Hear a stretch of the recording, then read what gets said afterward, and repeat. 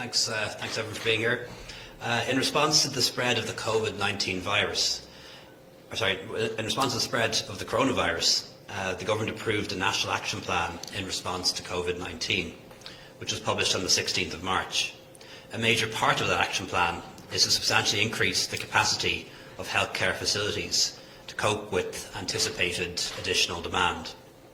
International experience indicates that with the rate of the spread of the virus, which poses a serious challenge to existing healthcare capacity, it's critically important to increase capacity in the community, hospital beds, staff, ventilators, testing and tracing, among others. As part of the action plan to urgently ramp up capacity for acute healthcare facilities, an agreement has been reached with the Private Hospitals Association to use their facilities for the treatment of COVID-19 and non-COVID-19 patients. The plan is to use private hospitals as part of the public system as a partnership on a temporary basis to provide essential services. Private hospitals may also be used to undertake urgent non-COVID-19 elective procedures being transferred to these facilities in order to free up capacity in our major public hospitals. The private hospital sector in Ireland is made up of 19 hospitals and has an estimated bed capacity of just under 2,000. Inpatient beds, 600 day patient beds, 47 ICU beds and 54 high dependency unit beds. So that's roughly 17% of the capacity of the public system, which is approximately 11,000 inpatient beds and 2,300 day beds. The private hospitals also have 1,000 single patient inpatient rooms, which will be very useful for isolation, and the sector has 194 ventilators as well as 9 laboratories, which will all be available for our use. This additional capacity will be critically important in dealing with the pandemic. The heads of terms of an agreement, which provide for an overarching framework until final contracts were agreed with individual hospitals or groups, has been agreed with the private hospitals. Under the agreement, the HSE will secure 100% of the capacity of private hospitals. The private hospitals will operate as public hospitals for the duration, treating both COVID-19 and other patients. And all patients treated in private hospitals under this arrangement will be public patients. The private hospitals will be linked to hospital groups within their region. Payment will be on a cost-only open book model, whereby the hospitals will be reimbursed for the operating costs properly incurred during the period. And the costs that are covered will be limited to the normal operating costs of the hospital. Since the rationale for the arrangement relates to the COVID-19 epidemic, for which nobody can provide a definitive time horizon, it's not possible to indicate the precise cost at this stage. The final cost will be verified by an independent firm of accountants, and there will be an arbitration mechanism in the event of any disagreement. Private practice-only consultants who carry out work for the private hospitals will be offered a locum Type A contract for the duration of the arrangement, and under this contract they'll be covered by the state's clinical indemnity scheme. They'll be treated no more nor less favourably than Type A consultants already working in our public hospitals. Any private-only consultants who do not accept this contract will be unable to practice in the hospital for the period of the emergency. Under the arrangement, the state will indemnify the hospital and clinical staff against any medical negligence claims arising from and incurred during the duration of the emergency. It will also cover the hospitals for public liability insurance, and this will be arranged through the State Claims Agency. The arrangement will be in place for an initial 3-month period, with an option to extend it after that on a mutually agreed basis. I particularly want to thank the private hospitals, their management, board, shareholders and staff for signing up to this agreement in the national interest and for the common goal of containing the coronavirus. Finally, I think it is important to be clear what's happening here. This is not the nationalisation of private hospitals. This is a public-private partnership, expanding our public health service in response to this emergency, but also cooperating with the private sector, GPs and nursing homes and pharmacists, all of whom are private contractors, medical devices companies, pharmaceutical companies and PPE manufacturers. This is the private and public sectors tooling up and growing together and working together in the common good. Also, the Minister and I had a good discussion about how normal healthcare needs to continue during this period. This emergency could go on for weeks or months, and during that period, people will get strokes, they will get heart attacks, they will develop cancers, they will become ill just as they do any other time of year in any other year. And it's really important that as far as practicable, normal healthcare continues, both emergencies and also urgent cases and routine monitoring. So we'll be working closely with HSE to make sure this happens, and also we'll be able to avail now of all of the capacity of the private hospitals, their scanning equipment, their endoscopy equipment, their outpatient clinics will be available to make sure that normal healthcare can continue, because we don't want to end up in a situation whereby people who become ill for reasons other than COVID-19 don't get their healthcare needs tended to, and this agreement will help us to secure that. I'll hand you over to Minister Harris. Thanks very much, Taoiseach. We've said from the start that dealing with this global pandemic here in Ireland was going to require a partnership approach. It's going to require everybody working together, whether you're the government, whether you're a minister of the government, whether you're a business, whether you're the voluntary sector, and we've seen many examples of that in recent days. We've seen 67,000 people put up their hand. Excuse me. We've seen 67,000 people put up their hand and say they want to come and work for our health service. We've seen our cafe owners and businesses offering support to frontline staff, saying how can we provide them with meals. We've seen our postmen and postwomen volunteering to help older people. And we've seen so many people come together and say, I want to help, that Ireland is going to actually pull together at this time. And today we see another example of that partnership. We see the partnership between the private health sector and the public health sector at an extraordinary time of national need. So I today want to just sincerely thank my department officials, the HSE, and the private hospitals and the Private Hospital Association for their extraordinary work, particularly the very intensive work that was undertaken over the weekend period to bring us to this point. I also want to thank our doctors, our consultants as well.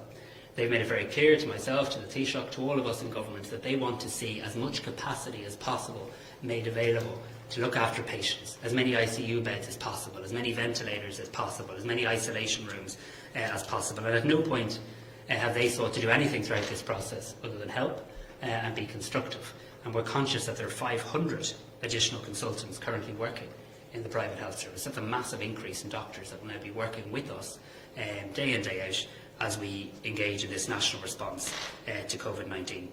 This is roughly a 17% increase in our capacity. I mean, that's what it is. It's a very, very large increase in capacity for our health service. And crucially, whether it'll be enough or not is going to depend on the actions of all of us as individuals. So I'm always very, very, very conscious that any time a government makes an announcement, I hope that announcement helps provide reassurance, but it should never provide for complacency. It should never take away from the key public health messages that you, watching this broadcast, are far more powerful than your government in terms of responding to COVID-19. Because the actions you take in your home, in your family, are actions that can help slow down the spread of it. Just briefly want to also comment on the issues relating to nursing homes. As you'll know, today I met with Nursing Homes Ireland to look at how we can support the nursing home sector. Last week, the Taoiseach announced, on the basis of the advice of the Chief Medical Officer, very significant measures for our whole country. And this week, we want to look at particular sections of vulnerability within society. And that includes our nursing homes, and it also includes other long-term residential facilities. How can we support them in terms of their staff, in terms of how they care for their patients? How can we care for the residents there? And crucially, what do we need from them as well? It is a cause for concern that we've seen so many clusters of infection in nursing homes. And tomorrow the National Public Health Emergency Team, chaired by the Chief Medical Officer, will bring forward recommendations for us to consider in relation to what we can do to respond to infection and to the virus in the nursing home sector. And just the final point I want to make this afternoon is in relation to the issue of the modelling of this virus. As you'll know, I'm fond on occasion of using Twitter, as is the Taoiseach. Twitter is not the best place though for people to be modelling how the global pandemic is going to go in Ireland. It's quite important that we have our modelling done on the basis of mathematicians feeding into with public health experts. And as many of you will be aware, we asked the very eminent Professor Philip Nolan, the president of NUI Maynooth, to chair our modelling group. And what we've decided to do today is that Professor Nolan at the Chief Medical Officer's press conference will update the public on how we're getting on in relation to the model, what we're likely to see in the coming days, and what we all try to have to work together to achieve. And we're going to do that on a weekly basis as well. so that rather than kind of just putting our finger in the air and people wondering is this progress or not, we'll actually have a factual basis insofar as you can with this evolving virus. And I think that will be helpful in informing people of how our country is doing, but equally where our country needs to get to in terms of flattening that curve in the coming days. Sure, we have time for some questions.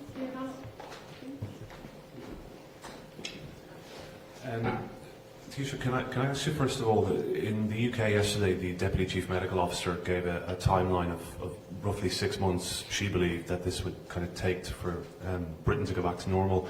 Can you give the Irish public any sort of timeline or indicative timeline as to when we might start to return to normality in this country? As we enter the third week, people perhaps would appreciate some guidance, or as much as you can give on that. And secondly, if I may, to the Minister for Health, has there been any consideration given to incentivising Irish companies to produce PPE so that we don't have to keep importing it from China? This is obviously something that's been raised considerably in recent days. Thank you. Yeah, to be honest with you, we don't know for sure. You know, this is a new virus, and you can only be so much of an expert in a virus that's only been known to the world for 3 or 4 months.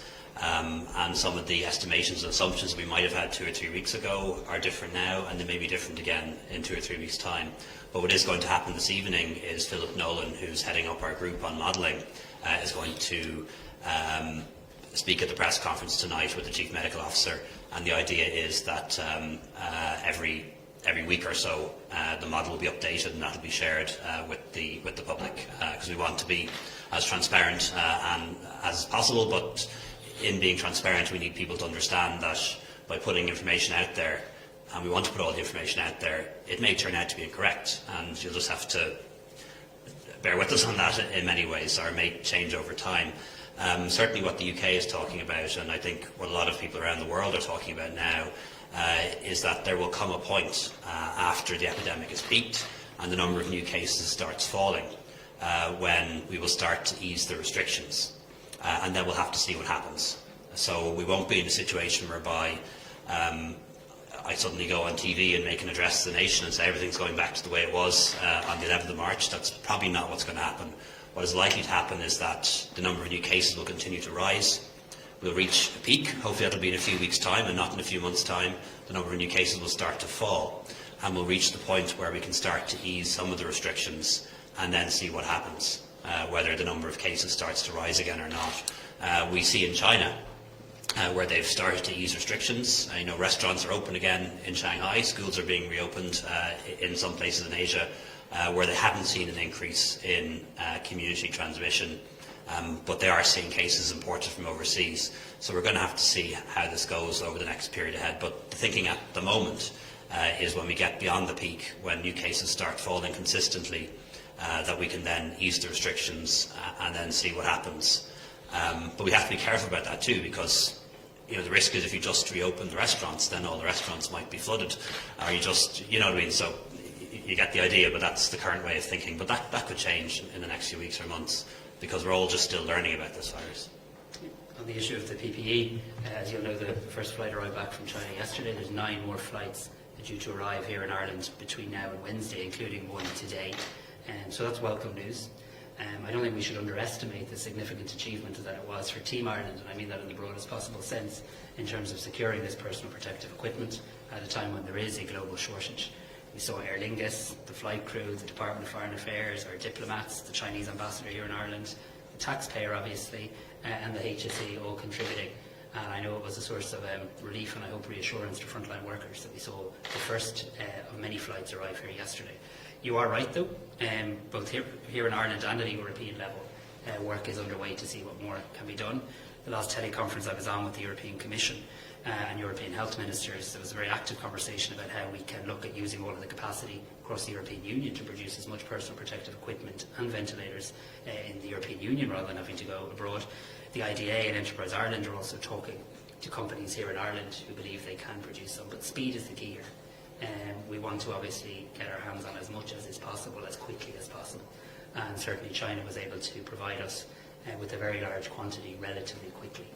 But we'll continue to work with everybody and anybody that can help provide any form of equipment that we may need in the coming weeks and months.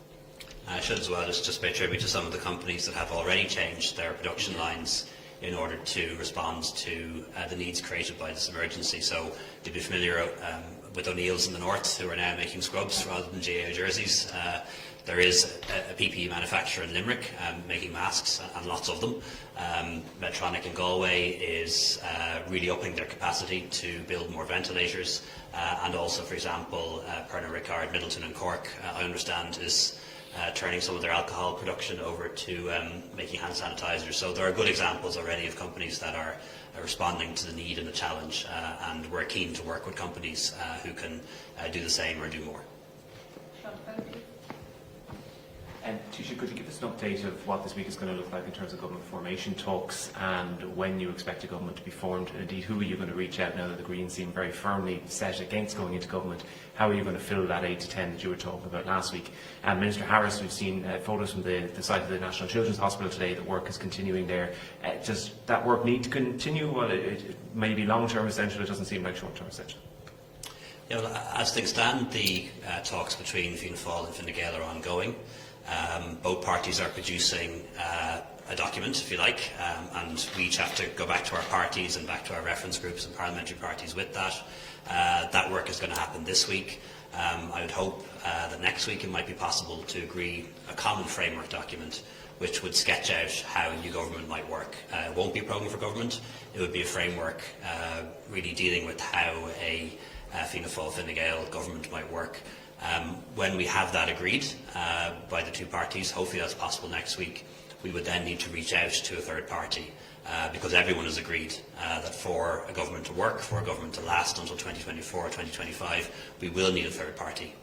Independence, and they agree too, wouldn't be enough, so we will need a third party. So the idea then, if we can agree a common framework document, is to reach out to Greens, Social Democrats, Labour, see if they're willing to become part of a new government that can help us deal with this crisis and also rebuild the country and rebuild our society when it's over. But there's a lot of things that have to happen. You know, even after agreeing that document, if we can agree it, we would need to find a third party, agree a programme for government with them, then have that agreed by those parties' various Ardeshna and special delegate conferences. So this could take a bit of time, and needless to say, our number one focus, certainly for those of us in government, is not talks about the next government.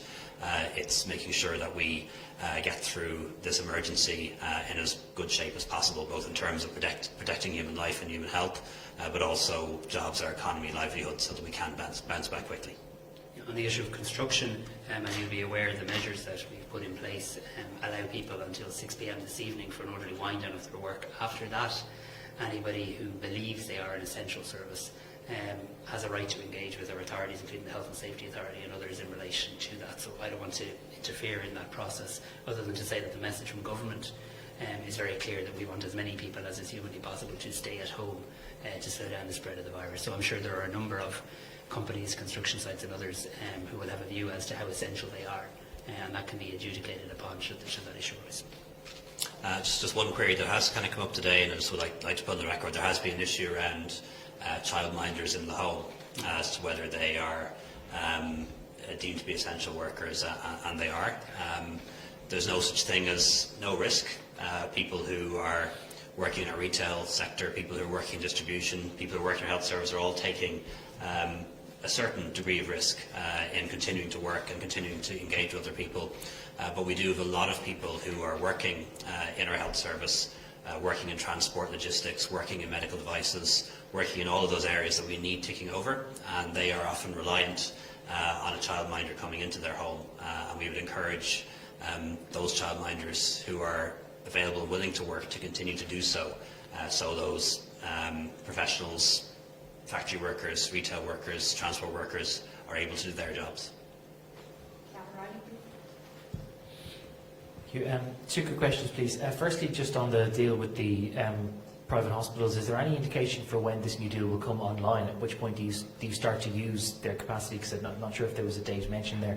And also, Taoiseach, you just remarked to another question that there won't be a big bang moment where everything goes back to as it used to be. That will be a graduated thing, but that it will only be after the peak of the cases. Given what the HSE has told us yesterday, can we take it therefore that the current escalated measures will continue beyond the first 2 weeks and are likely to go into weeks 3 and 4 and 5? I can't answer that now. That's going to depend on how things develop over the next couple of weeks. We are seeing some evidence of a slowdown in the rate of increase in new cases, or as a former occupant of my office might say, the rate of increase is decreasing. But it is too soon, I think, to make any judgment on that. And I'd rather leave those calls to Professor Nolan and also to the CMO tonight. Sorry, the first part of your question was? Timing for the new hospital. It doesn't all happen immediately. Some will happen in the next couple of days, by the way, but there are 19 private hospitals, and some of them are parts of groups and some of them are individuals. You know, the Bon Secours is a group, the Mater Private is a group, some are individuals. I know that some will be seeing patients within the next couple of days. Others might take a bit longer because each individual private hospital group is a company in its own right, and their boards and shareholders may have to make decisions. But I understand from the last meeting we were in that at least one of them will be taking patients as of tomorrow. Yeah, I think that's definitely right. I mean, you'll certainly see public patients using private hospital facilities this week. I suppose just from a kind of process point of view in terms of what happens now, all of these hospitals will now operate for the duration of this agreement as part of the public health service. So the local HSE hospital group will now be able to decide what to effectively do with the private hospital within their region, or the private hospitals within their region. And as the Taoiseach was saying earlier, in some cases that might mean them doing some of the regular health service work that we are keen continues. In other cases it might mean them looking after people in emergency situations, as heart attacks or strokes.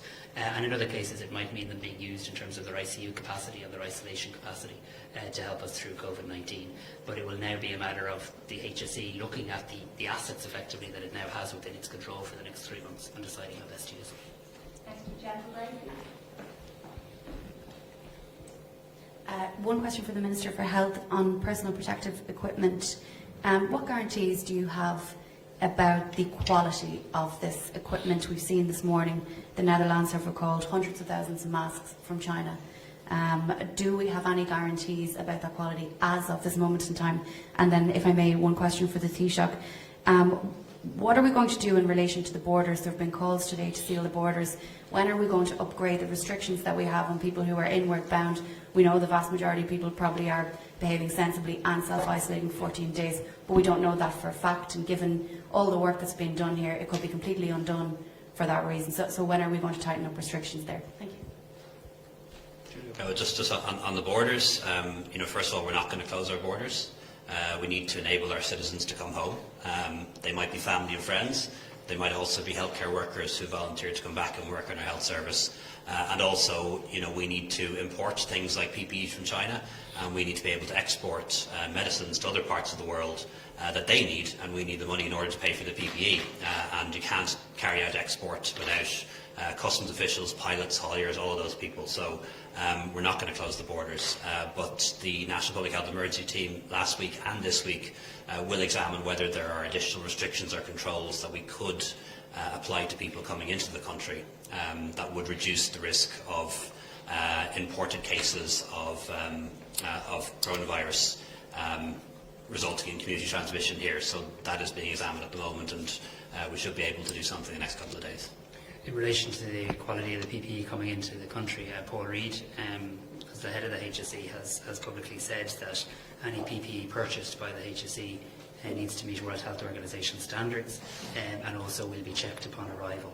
So obviously it's a job that the HSE needs to do. They have a duty of care to their staff, and they need to obviously make sure that any PPE distributed throughout the health service meets the WHO standards, and they've certainly said that's absolutely their intention and view in relation to the equipment they've bought. It would have been done on arrival, yeah. So before it was purchased, before the PPE was purchased, they need to be satisfied that it met WHO standards, and then as the PPE arrives in the country, it's also inspected before it's distributed. Can I just ask about the Locum Tenens contract for consultants? Does that mean some consultants are going to be making more money than current HSE clinicians? And if that's the case, do you expect any backlash? No, we wouldn't expect anyone to be making more money as a consequence of this emergency. So essentially, there are lots of different types of consultants and there are lots of different contracts. Some consultants working in our private hospitals already work in our public hospitals. They work between the two, and in almost all cases they will stay on the same contract that they have now. But there are people who only work in private hospitals. They're private only consultants, and they're going to be taken on as locum type A contracts.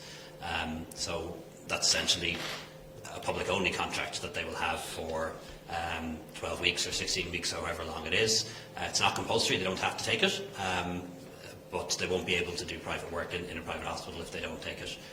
So that choice is there for them. I think there was some concern from the professions that perhaps there would be an inequality of treatment, that these private only consultants taking up these locum A contracts would be getting the pre-2012 contract, which is a better paid contract than people who came into our public service in recent years. That's not the case. They won't be treated any better nor any more favourably or less favourably than type A contract consultants who joined the public service in the last 6 years. Yeah, and can I just add to that, because I think it's important to acknowledge the clinical leadership that we're seeing throughout this crisis. So, I mean, both the Irish Medical Organisation and the Irish Hospital Consultants Association have been full square behind our national effort to slow down the spread of COVID-19.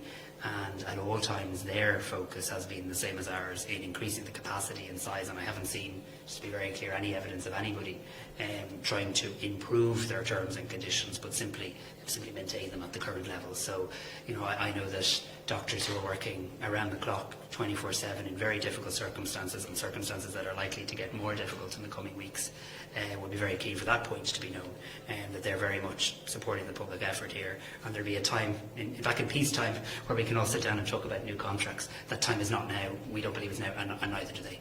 I should say, just as a point of clarity, there are consultants who are currently on B, B-star and C contracts, and if they wish to move to an A contract, there is an existing procedure for them to do that. You know, if they're willing to give up private practice and go fully public, there is an existing procedure for them to make that choice if they choose to do so. But in taking an A contract, you're committing to public practice and public practice only. Okay, we'll leave it there. Thanks very much. Thank you. Thanks, everyone. Thank you.